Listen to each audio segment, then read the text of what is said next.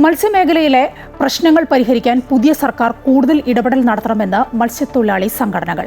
Blue ഇക്കോണമിയുടെ ഭാഗമായുള്ള പ്രതിസന്ധി മറികടക്കാൻ സംവിധാനം വേണമെന്ന് തൊഴിലാളി സംഘടനകൾ ആവശ്യപ്പെടുന്നു. ട്രോളിംഗ് നിരോധന സമയക്രമം പരിഷ്കരിക്കണമെന്നും വരൾച്ച പാക്കേജുകൾ പ്രഖ്യാപിക്കണമെന്നും തൊഴിലാളി സംഘടനകൾ ആവശ്യപ്പെടുന്നുണ്ട്.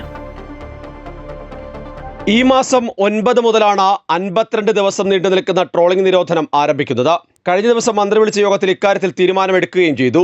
എന്നാൽ ട്രോളിംഗ് നിരോധനം കൊണ്ട് മാത്രം മത്സ്യമേഖലയിലെ പ്രശ്നങ്ങൾക്ക് പരിഹാരമുണ്ടാകില്ല എന്നാണ് മത്സ്യത്തൊഴിലാളി സംഘടനകൾ പറയുന്നത്. കഴിഞ്ഞ കുറേ നാളുകളായി സർക്കാരുകൾക്ക് മുന്നിൽ വെച്ച പല ആവശ്യങ്ങളും ഇപ്പോഴും കടലാസിൽ ഒതുങ്ങുകയാണ്.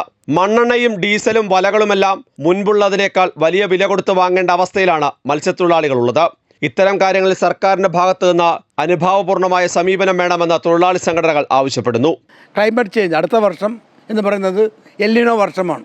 കടൽ ചൂട് പിടിക്കും, മത്സ്യം കിട്ടാണ്ട് പോവുകയാണ്. മത്സ്യം പിടിക്കണമെങ്കിൽ വരുന്ന ചിലവ് വളരെ ഗുരുതരമാണ്.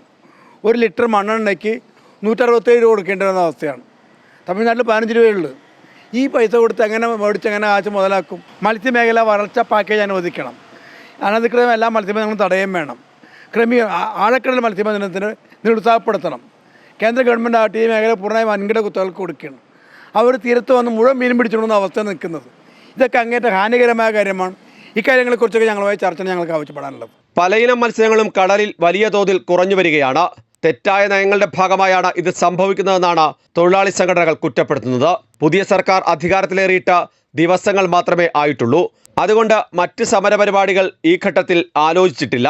എന്നാൽ സർക്കാർ അടിയന്തരമായി എല്ലാവരുമായി നേരിട്ട് ചർച്ച നടത്തണമെന്ന് സംഘടനകൾ ആവശ്യപ്പെടുന്നു.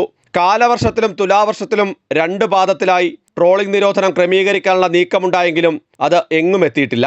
നിലവിലെ 52 പകരം 60 ദിവസം എന്നുള്ളതായിരുന്നു ക്രമീകരണത്തിൽ മുന്നോട്ട് വെച്ച നിർദ്ദേശം. എന്നാൽ ഈ ശുപാർശകൾ അംഗീകരിക്കപ്പെട്ടില്ല. ബ്ലൂ ഇക്കോണമി നയത്തിന്റെ ഭാഗമായുള്ള കടന്നുകയറ്റങ്ങളിലും തൊഴിലാളി സംഘടനകൾ ആശങ്ക രേഖപ്പെടുത്തുന്നുണ്ട്. മത്സ്യസമ്പത്ത് കുറയുന്നതിനോടൊപ്പം മത്സ്യമേഖല നേരിടുന്ന പ്രതിസന്ധികളെക്കുറിച്ച് വിശദമായ ചർച്ചയും പരിഹാരവും വേണമെന്ന് സംഘടനകൾ ആവശ്യപ്പെടുന്നു. അമൃത ന്യൂസ്, കൊച്ചി.